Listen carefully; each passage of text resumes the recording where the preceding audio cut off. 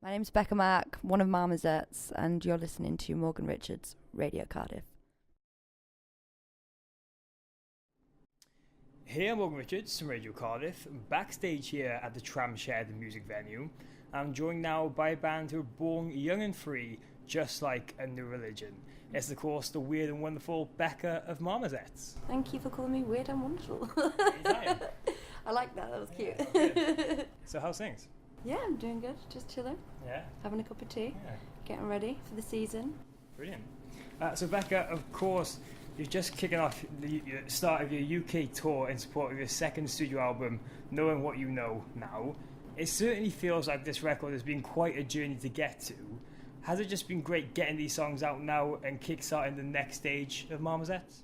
Of course, it's the whole reason why we do what we do, and we're lucky enough that we have the record that we have, Knowing What You Know Now, to be able to, I guess, carry on doing what we do best, so, yeah. Yeah, okay. And of course, you had to take some frustrating time out after you were dealing with some surgeries on both your knees. Looking back now, do you feel that actually having that time away in some aspects motivated you all to make the record you have and not just rushing off the hype of your debut? Yeah, I guess the album wouldn't be what it is and the songs wouldn't be what they are if I hadn't gone through what I went through and what all the boys went through as well. You know, because when one goes down, the others kind of do tend to follow. Do you know what I mean? Not as like, well, they didn't have the most craziest time like I did, but hey, Jack's here. Well done, you found some incense. I sent him out on a task. Yeah, so the album wouldn't be what it is if, you know, we hadn't gone through them trials and stuff. And I think sometimes, if you want to be a real artist, you need to definitely write about your experiences and just be real with everyone, because everyone goes through like kind of the same stuff, but just in different ways. So it's like, I don't know, it's just, that's the way we do things, you know. We're not just going to sit around and go, oh, we need a subject to write about, you know what I mean? It's like, the subject's already there, so. Yeah. And one thing people have always come to love is the pure energy and chaos of the band.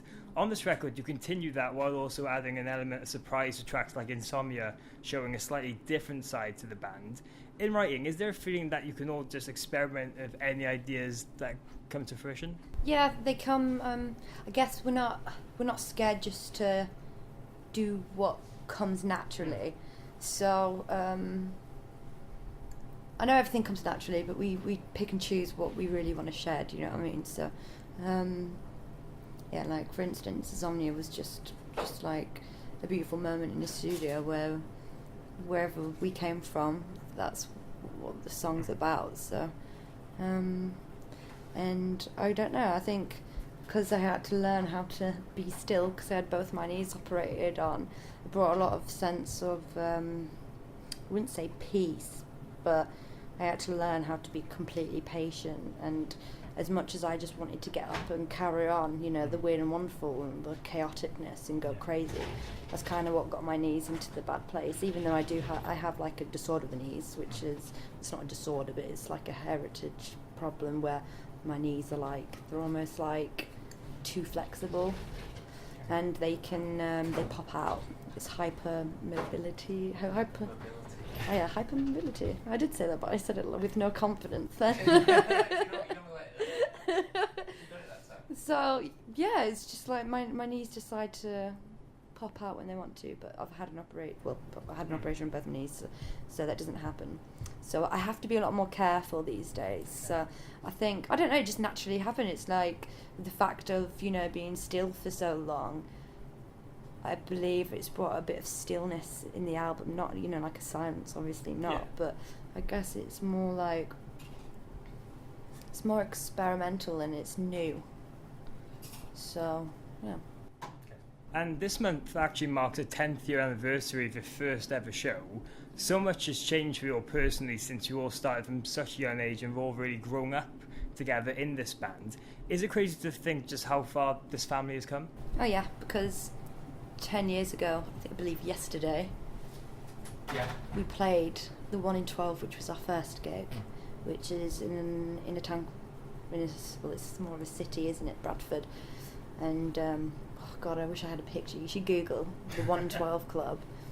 It is what it is. It's a tiny little venue, and I love small venues because that's where we started from. So yeah, it's just mad to think, 10 years. I can remember it just like yesterday.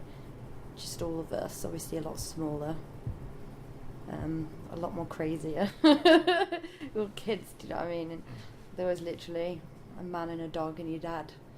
And I think my uncle ended up getting onto the PA because the PA guy didn't know what he was doing. So it's just amazing to think that we're in Cardiff, far, far, far away from Bradford, and there's all these people coming to see us that I've never met before, which is just mad, you know what I mean? Yeah. Because when we started, it was like a family, gang, do you know what I mean? And we knew everyone that was involved. Now it's like, there's too many people to know who wants to be involved in the Marmozets, but the love's there, so that's good. Yeah, of course, fantastic. And with all that now, of course, you're going to be extremely busy for the near future, just continuing to tour and promote this record. But what else can we really expect for Marmozets now coming up? I guess just more albums, definitely.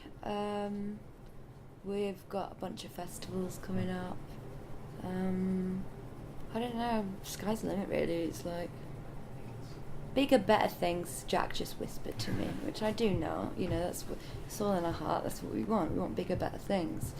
It's like, what's the point in working so hard if then bigger, better things aren't going to come? Of course.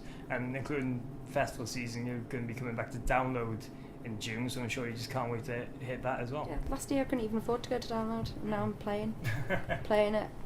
It's just like, it's nuts.